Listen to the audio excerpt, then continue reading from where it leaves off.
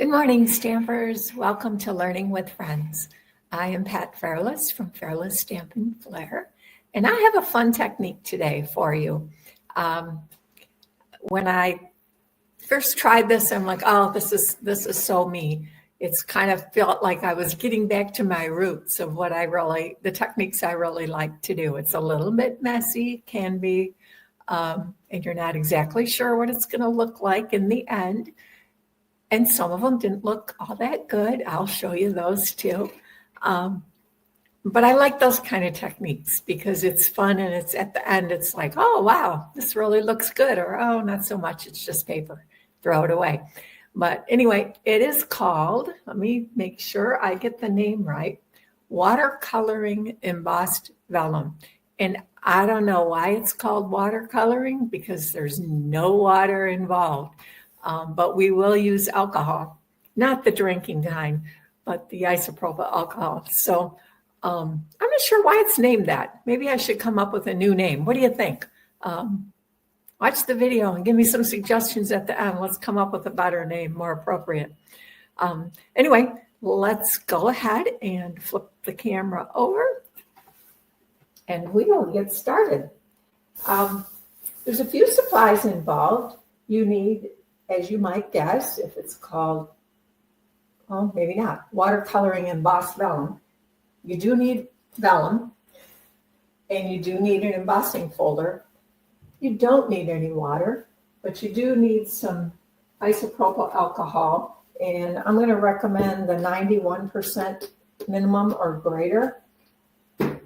I don't know why, that's just what I've always been told to use with my Stampin' Blends, because we're going to use Stampin' Blends. And we're going to use different kinds of paint brushes. I'm just going to use a few different ones to show you. It doesn't matter what kind of paintbrush you use. Just grab whatever you have. So the first step is to take a piece of vellum cardstock, and you're going to emboss this with an embossing folder. Now, if you have ever embossed vellum before, when you emboss it, it looks really pretty as it is, just embossed. But it also can have a tendency to crack. So one of the things I suggest is when you put it through your embossing folder, and I'm going to use the So Swirly. Love this one. And the one I did with this was my favorite card that turned out. I'm going to show you 3 different cards. The one I made with this was my favorite. But put a piece of cardstock, any old scrap cardstock, on the back of your vellum, and then just place it wherever you want your pattern. Kind of look at where you want your pattern to be, and then we're going to emboss it. And that prevents a lot of the cracking. You may still get some. If you do, it's not a big deal with this, but here's my piece of embossed vellum, and it's probably a little hard to see. I did find, even for the watercoloring part of it, in quotes, if I put it on a piece of darker cardstock, so I just grabbed some retired, I think this is, I don't know, some green, some dark green, I forget the name of it. It wasn't in color. There was a lighter one, and this evening evergreen green seems like it's what I'm thinking it is. But you can see it a little bit better. So now we're going to take this vellum, and you can do this on either side, but we're going to color one side of it with Stampin' Blends. The recommended side to use is what we would call the embossed side or the bumpy side. Now, with a lot of our embossing folders these days, both sides can feel bumpy. So when you take it and look at if you have Stampin' Up folders, the embossed side will always be the side when this is up. It will be the one that's facing up. But again, use whichever one you like for what you're trying to create, because honestly, I don't think it matters which side you use. So I'm going to color this with 3 different colors. I have Night of Navy, Stampin' Blends, Pecan Pie, and Shaded Spruce. Now you're probably looking at these 3 colors thinking, oh, who would ever thought to put those colors together? Not me. But my color coach, that's what they told me to use. They didn't really tell me, but there's lots of suggestions. And this one just looked kind of interesting. And I really like how it turned out. So we're going to start. I'm just going to start with the shaded spruce. Now, one thing to remember with this technique is as we later apply our rubbing alcohol, the colors will lighten. So for the most part, I always used my dark version of the blends. So let's just go ahead and color some of this in. And I'm not really doing any rhyme nor reason. I'm just gonna sort of follow the flow of the embossing folder and just lay some colors down. Every one of these is going to turn out different, which is what's kind of fun. So next, let's go ahead and use the pecan pie. And I'm just going to work my way down first. Oops, grab the wrong end. Use the brush end and kind of use the side of it because you're just trying to fill it in, right? You don't have to, you can scribble, you can do whatever you want. There's no secret to this part of it. You're just going to add your color and get your color down. You don't have to be perfect because it's going to run. So, and then let's add some Night of Navy below this. If you have spaces between, that's fine. Don't worry about that. It'll all be fine. In fact, depending on what folder you use, you may want white spaces in between.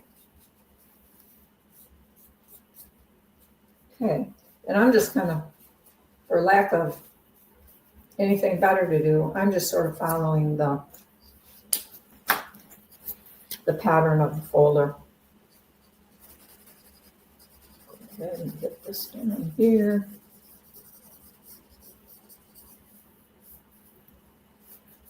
If they go over each other, it's not a big deal. Probably a little better to have spaces as opposed to too much overlap because you don't want your colors to get muddy, right? And if you come back later and you find, oh, I wish I had this part area a little darker, that's fine too. Oh, I just realized something I did not bring over here was my heat tool. You don't have to have a heat tool for this. It just speeds up the drying process. But since I'm just going to show you the technique, I did kind of find I sort of like to set it aside to dry. It felt like it dried a little more. It left some of the design on it a little bit more, I guess. I don't know how to explain that, what I'm trying to say. Once we get the alcohol down, I think maybe you'll understand what I'm talking about a little bit more. So let's get these last couple little spots covered.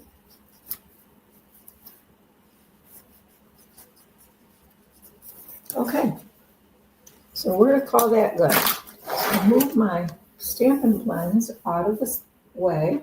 I have a little glass here that I already poured my isopropyl alcohol into it. And I'm going to start, just for grins, I'm going to start with a water painter. If you have a water painter, it works great. We're just looking for a brush, to be honest. You don't want any water in it, though. Make sure you've emptied out your water. And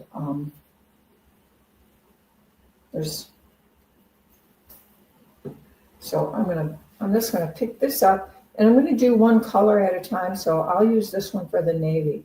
And we're just going to kind of tap. So on the Night of Navy, I'm just going to continue just sort of tapping and letting the alcohol kind of pool up a little bit, depending how often you re-wet it. The amount of alcohol doesn't really seem very critical. It will affect drying time, but I also realized I do not have paper towels over here today either. This would be a handy technique to have paper towels around. But we'll make do. I can't wait to my kitchen area where I craft I'm getting it updated a little bit. I can't wait till I get that all done, because I think once that's done, then I will be able to do these videos over there. So now I'm just going to use a regular brush. This is just a painting brush that I have, and I'm going to go in and do the same thing. You want a clean brush, because I don't want to, either that or you could certainly clean it in between. For my sake, I'm using different ones in each case, and I'm just going to tap on all of the pecan pie. And you can see it's not really mattering that I have this kind of a brush or a water painter. It just plain doesn't matter. So use whatever you have.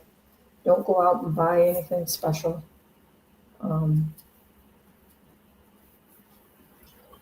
Okay, so now the last brush I'm going to use, because I have them, is a stipple brush. And I kind of like this brush. These are sort of stiff. So I just soaked up some color, and then I just sort of dabbed. And now my hand's probably right in the way.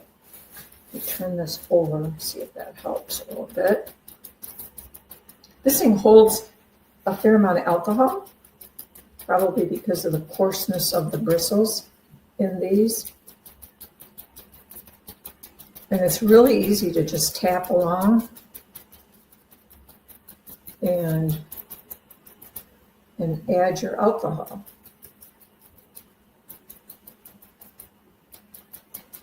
Now, like I said, we could use a heat tool to speed this up. If you do that, be a little bit careful, because you've got puddles here on the side. You know what? I am going to go grab some paper towel. Okay, I'm back. Sorry about that. The good thing is, since these are pre-recorded, I can edit some of that up.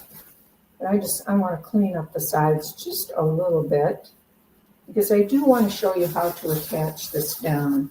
So I do need to get it dry in order to do that. I'm going to leave it, it's alcohol, it doesn't take too long. I did grab my heat tool while I was getting paper towels as well.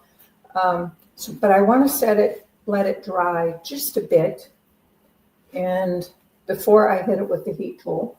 And while I'm drying it with the heat tool, I'll show you why, kind of.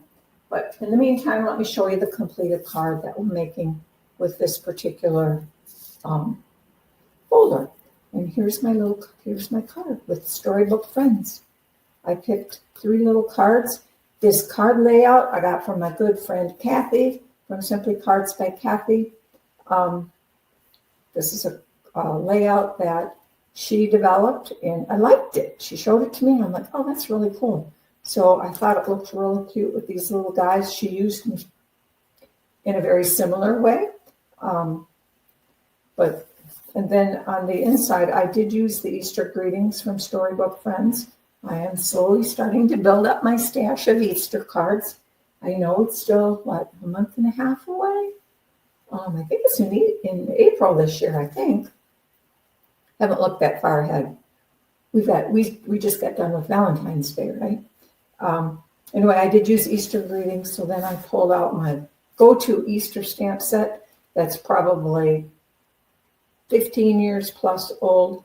He is not here but risen. So that's the card that I made with this. So let me grab my heat tool here. And we're just going to speed up the drawing a little bit. I do, if possible, if I have time, I do like to let it dry naturally. But we're going to speed it up, and this really will speed it up. Now, I don't know if you can see it or not, But when you use the heat tool, if you have puddled alcohol on here, you can blow it around, and that makes some little bit of design, let's say.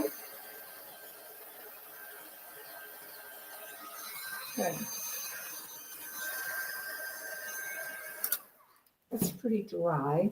Now, let's say I look at this and I'm like, oh, I wish there's a little more green up here.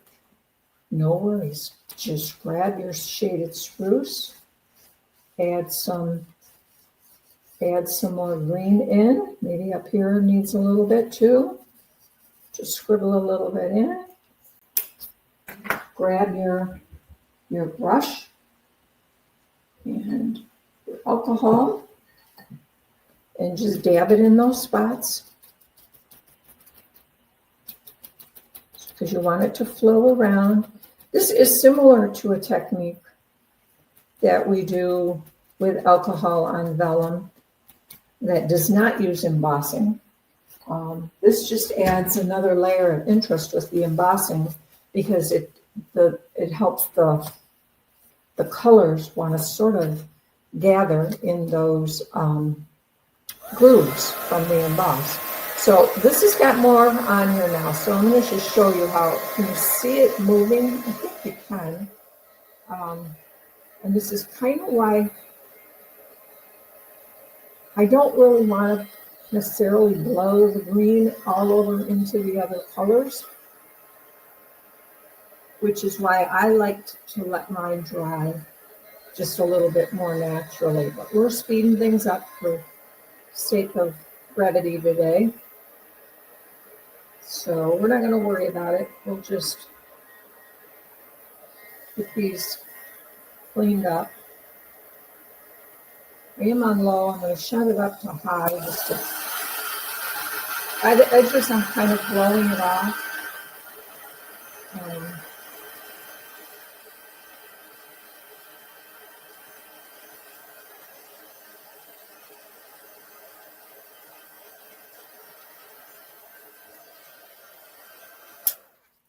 Okay, so that is pretty dry. Let me just make sure. I'm going to take this. Now, one other hint. I cut this 5.5 by 4.25. That is not my finished size, and I strongly recommend that you do start with a larger piece than what you want your finished size to be, because you can get this puddling along the edges, and sometimes it may not look that great, right? So this gives you the opportunity to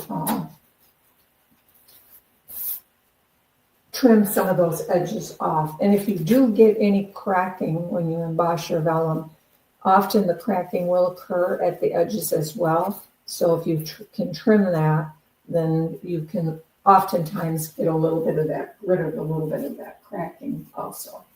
So, oh, let's make white card stop.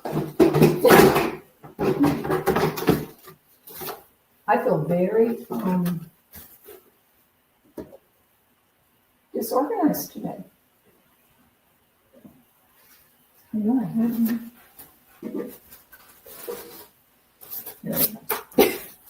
You're going to want to adhere this to probably a piece of white. You could check it out with different colors. I used a dark color just because it's easier to see, but you could also adhere it to a dark color for a different look. Just kind of play around with that. But I'm going to show you how to adhere this to this. But before I do that, I want to show you a couple of the ones that I didn't use, okay? And you may like these better, but I want to keep my little piece of white cardstock here because they show off so much better with white.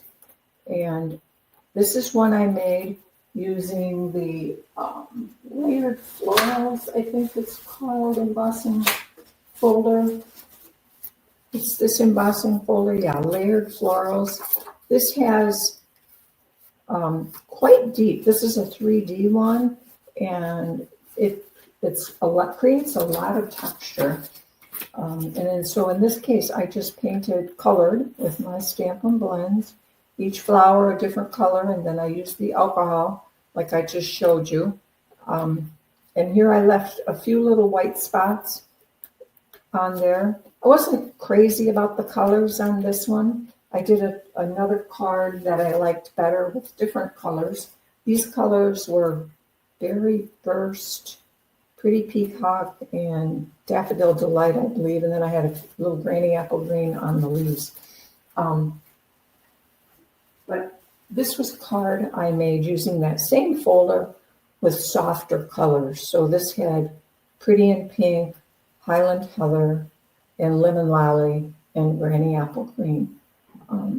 And I liked this one, I just liked the colors better, I guess.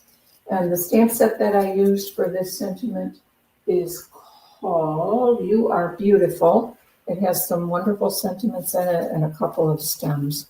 On the inside, I just stamped a flower that I thought kind of was similar to the flower from the embossing folder. That was a different stamp set called Textured Floral here, and I did the same thing on the envelope. I stamped the flower, I then masked it, I stamped it again, cut it out of copy paper, and laid it over the flower, and then stamped the stem over it. That way it looks like the flowers in the front.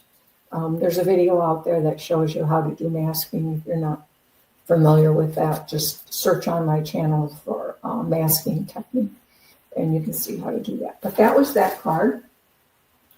And then the other, one more card completed, but here's another embossing folder I tried it with. I thought this would look maybe like a little bit more contemporary. Again, I'm not sure if it was the colors or I did let this one dry naturally and it kind of pooled a little bit too much in the grooves. This is a 3D folder as well. But I don't know, this one might grow on me, and depending, I think I'm still going to make a card out of this. These, again, I used very bright colors. I had Wild Wheat. I think this was Pretty Peacock, and this might have been Flirty Flamingo. I don't know. I'd have to look those up. I'm not sure, but it kind of, and you can see the stuff ran here, the alcohol ran, but it made some cool patterns in there with that, if you can see that. So that was one that, again, I did not try. This is that embossing folder. This is a cool embossing folder called Modern Herringbone. It's an online exclusive. So let me go ahead and I'm going to show you. I'm not going to cut it down. We can cut it down after. You can cut it down before, or you can cut it down after you glue it on. But this is how you can adhere vellum to cardstock without the glue showing through. So this is a freebie hint, and we're going to go to the back side. So this was the side I colored on and put the alcohol on. So we're going to flip it over, and we're going to add glue to this side. And grab my silicone mat. Try to keep the glue off from my lid paper here. Grab a sponge of some sort, and I tend to use the same one for a long time, and I just keep it in a little tub. That way I don't have to clean it. And we're going to make a little pile of Tombow adhesive up here in the corner. We'll start with that much. That's probably enough. Because we want to put this on this very thinly, but we want to cover the whole thing. So use your sponge, pick some up, thin it out so you don't want globs on here. You want this very thinned out. And then you're just going to start tapping it onto the back of your cardstock, picking up a little bit at a time. And until your whole vellum is covered.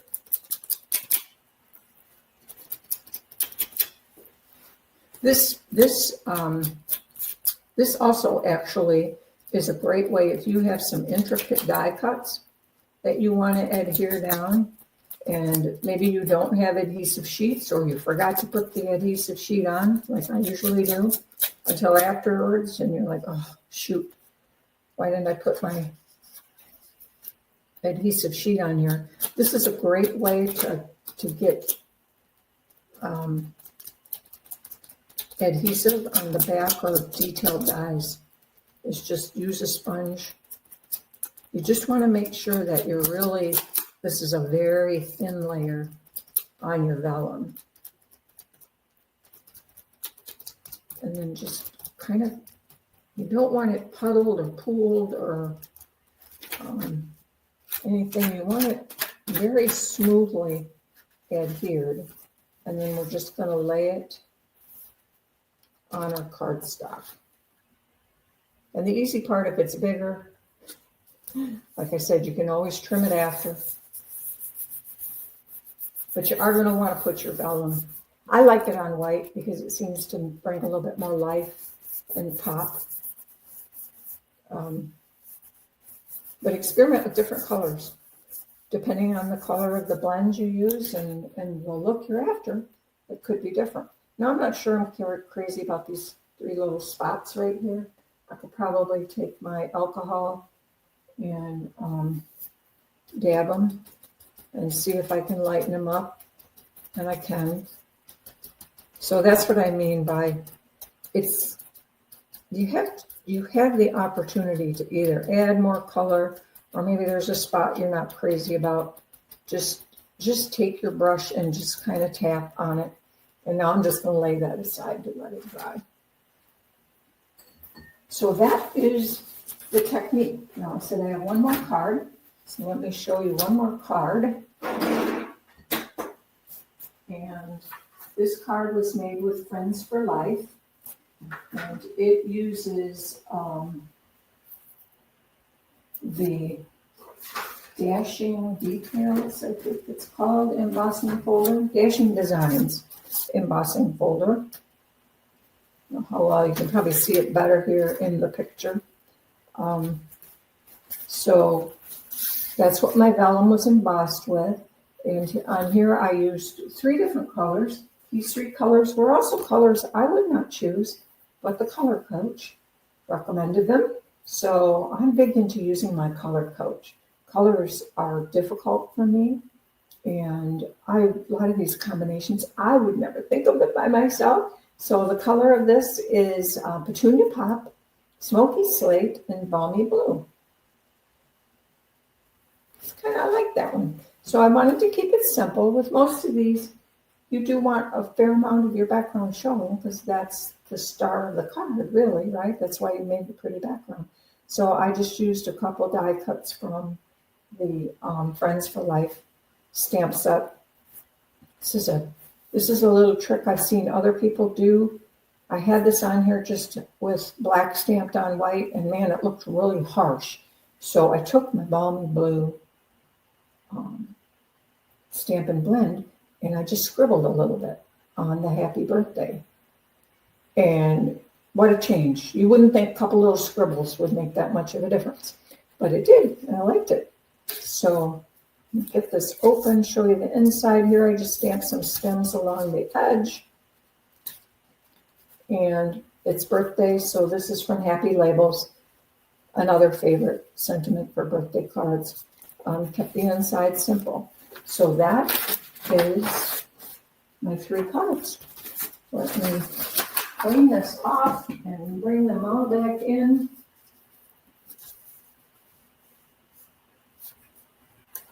And we will wrap this up. I'd love to know what you think. If you leave me a comment, that would be great. If you have a suggestion to name this technique, let me know what you think would work. Watercoloring just doesn't seem like the right name for it, since there's no water involved at all. So I don't know, I think it needs a new name.